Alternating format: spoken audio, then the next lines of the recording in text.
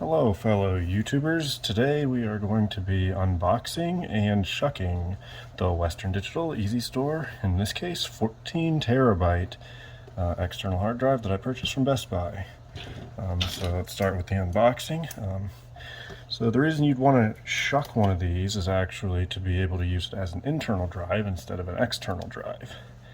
So obviously to unbox, we are going to cut the seals, open the box up. Inside the box you will find the actual external hard drive, and additionally there is a 12 volt 1.5 amp power supply. It has a 5.5 mil outside diameter power jack and I believe it's 2.1 mil inside. So in my case, if you're going to be using them internally, you're not going to need that. You can set that aside. It comes with a USB 3.0 cable. I'm not sure if this is the mini B or what exactly that size is, but it is a 3.0 cable that it comes with. Again, won't be needing that. And that's all that's left in the box besides the manual. So that's the unboxing portion. These drives are actually one of the easiest drives, in my opinion, to shuck.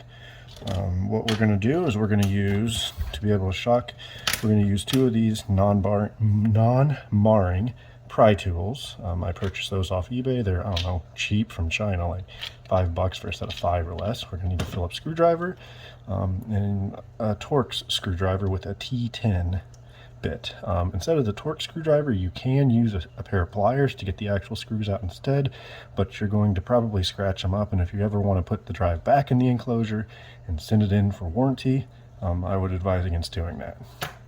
So now the enclosure has two parts, and what we're going to be taking apart here, you got kind of like the shell and then the frame inside of it. So what I'm going to do here is you want to pull the frame back and pull the shell forward is what you're trying to do. So what you want to do is try to do that with one hand here. Let me start with two. You can see you kind of get a little bit of a gap going, and you can take your non-marring pry tool, get right in that gap, push it down in like that. Once you got a gap going, you can leave that in there, and you want to get in these corners here with your other tool. And if you can do it well, go down and just come right down the side there. I think my tool slipped out. Try again. Right down the side here, and the same thing on this side. And again, try not to tear up the corners, but you'll hear like the popping, and once it pops, it should be loose. I'm going to go down the left side one more time. Yeah, it was already popped loose. And then you can just pry it open, and you have your drive inside. So here's the shell. We don't need that. The next step obviously is to remove it from this. You just push up like here, push up, pull it out. That's the frame. Frame is off. I take this little what you want to call a light tube. You can just pull that up right here, take it off. Your Phillips screwdriver, come in here,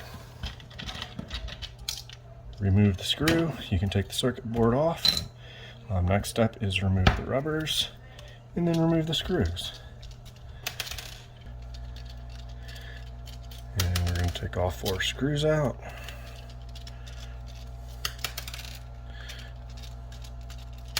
Once you get all 4 screws out, your drive is now what I'm going to call an internal drive and can actually be installed in a regular computer with the SATA connector. One more note about these drives. Depending on the specific machine that you're trying to put the drive into, you may have to modify either the power cable, like the wires in the power cable, or you can tape off the 3.3 volt pins on the connector on the drive so that the 3.3 volt wires in the connector don't actually make contact with them. So in the older machines, the SATA power cable, this wider one here, actually had 12 volt power, 5 volt power, and 3.3 volt power. The mechanical hard drives, and I want to say maybe even the solid state drives, never used the 3.3 volt power.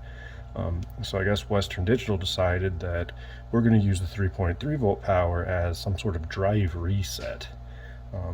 Because of that, if you install most of these newer model drives in an old machine, the drive actually won't show up because it's being constantly reset.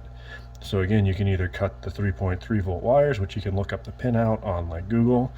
Typically it's an orange color wire, assuming your harness is actually color coded. A lot of them nowadays are actually just all black wires. You can go that route. You can use Kapton tape. It's a Kapton tape. Like I said, tape off the pins. Or the other option is you can actually buy what would it be, a SATA power connector to go to a Molex, and then a Molex to a SATA power.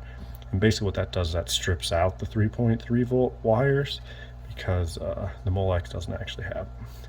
And as far as if you ever need a warranty on this, if you were careful about taking apart the drive to begin with, you don't really damage or scuff anything. So you can just put it all right back together, send it in. I've shucked probably easily 60 of these drives of different capacities, and they all come apart the same way. At least they have for the last like 5 years. I've only, out of those 60, I've only had to send in I think 1 for warranty, and I was able to put it back together, send it in. Obviously make sure, because these are serialized, make sure the serial number on the frame, and there's no number on the shell, make sure the serial number on the frame matches the drive that you're sending in. Other than that, if you like the video, give it a thumbs up. I plan to upload some more videos at some point.